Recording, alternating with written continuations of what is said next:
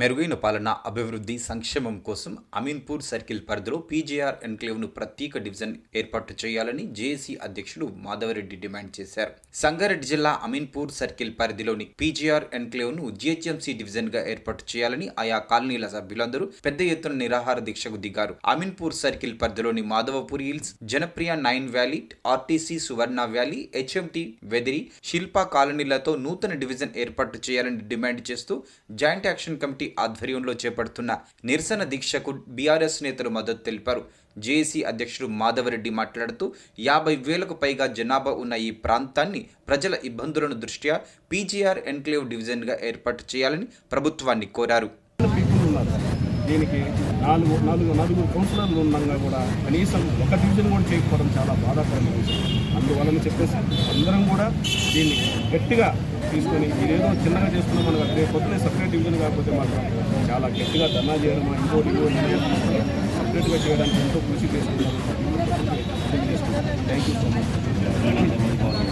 దగ్గర ధర్నాలో all colony association presidents కానీ కాలనీ నుంచి దగ్గర మీరు చూస్తున్నారు కదన్నా, దగ్గర 500 నుంచి 800 జస్ట్ మేము నైట్కి మెసేజ్ ఇస్తాం. అదే మేము గట్టిగా చెప్పితే దగ్గర 5-6 వేల మంది వచ్చి మెయిన్ రోడ్డు కూడా మేము సరిగ్గా కాకపోతే మెయిన్ రోడ్డు కూడా ధర్నా చేస్తాం. చాలా ఇబ్బందికరంగా పరిస్థితులు అవుతాయి. కాబట్టి ఇదంతా ఏదో మా అవసరాల కోసం కాదు, పొలిటికల్గా ఎవరైనా ఉండొచ్చు, కానీ సపరేట్గా ఒక డివిజన్ చేయాలని చెప్పి మా రిక్వెస్ట్. అంతే తప్ప వేరే ఉద్దేశాలు దయచేసి మీరందరూ కూడా మీడియా వాళ్ళు కూడా మీరందరూ కూడా దీన్ని కొంచెం పబ్లిసిటీ చేసి మీరందరూ కూడా సపోర్ట్ చేయాలని చెప్పి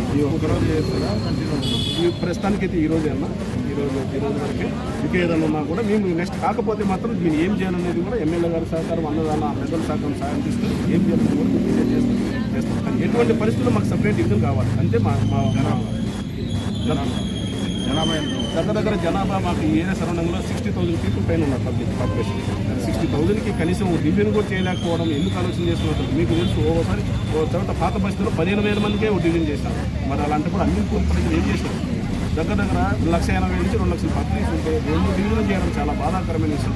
సరే ఇదంతా ఇంతవరకే కాదు, ఇంకా హై లెవెల్లో కూడా తీసుకుని దీన్ని మాత్రం సీరియస్గా తీసుకుంటామని చెప్పి మీ అందరూ కూడా తెలియజేసుకుంటాం. Thank you so much. ఈ ధర్నాకు మీకు సహకారం ఈ ధర్నాకి ఫస్ట్ పబ్లిక్ కాలనీ అసోసియేషన్స్ కానీ కాలనీ రెసిడెంట్స్ కానీ మా అసోసియేషన్ టీం కానీ అందరితో పాటు ఎమ్మెల్యే గారి సహకారము, ఎక్స్ చైర్మన్ కానీ ఎక్స్-వై చైర్మన్ కానీ ఎంపీపీ వాళ్ళు కానీ ప్రతి ఒక్కరు కూడా వాళ్ళు కూడా వచ్చి మాకు కూడా సానుకూలంగా చేసి వెళ్ళారు.